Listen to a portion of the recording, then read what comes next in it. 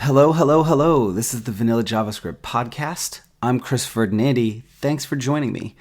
Today, I'm talking about the benefits of JavaScript frameworks, which is crazy, I know, right? Since I'm the Vanilla JS guy and I'm always talking about not using frameworks. But Nicole Sullivan is an amazing developer. She invented object-oriented CSS, which completely changed the way I write code for the front end, and forms the foundation for things like BEM, SMACs, atomic design, utility class first, and all of your other favorite CSS design systems.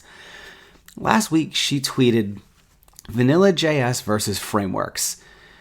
You make some good points on both sides, but I see you missing one in particular.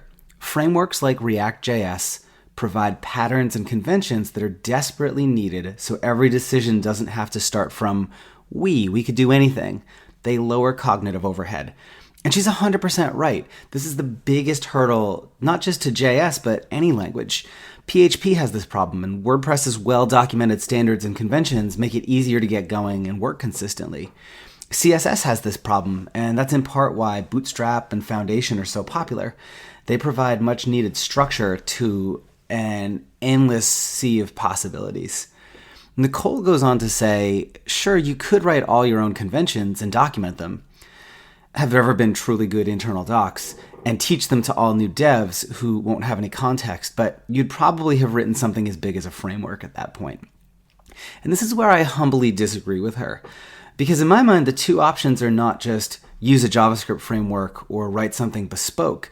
Just like the two options in CSS aren't use a CSS framework or write something bespoke. This is why object-oriented CSS and BEM and atomic design and so on are also so popular. They provide much-needed structure to our CSS that allows you to occupy this middle ground between writing everything completely from scratch with an endless sea of possibilities and picking a full-fledged framework with some other developer's preferences and conventions forced upon you. It gives you some structure, but also some flexibility. And while there's no one approach used on every project, there are sets of conventions you can apply to projects that enforce that consistency. We have some semblance of this sort of thing in JavaScript with concepts like functional programming or object-oriented programming, but nothing quite as structured or specific as what's available for CSS, where there's actual design patterns that dictate how you do things and how you structure things in a very provide you with flexibility, but there's still a lot more structure there versus just kind of these high-level concepts. And maybe that's what we really need in JavaScript, more than another over-engineered framework. Maybe we need some design systems, not frameworks. So anyways, that's it for today. If you want to master JavaScript in 2018, head over to gomakethings.com, where you can sign up to get daily developer tips sent straight to your inbox every weekday. I also have a bunch of other resources for learning JavaScript available there too. Once again, that's gomakethings.com.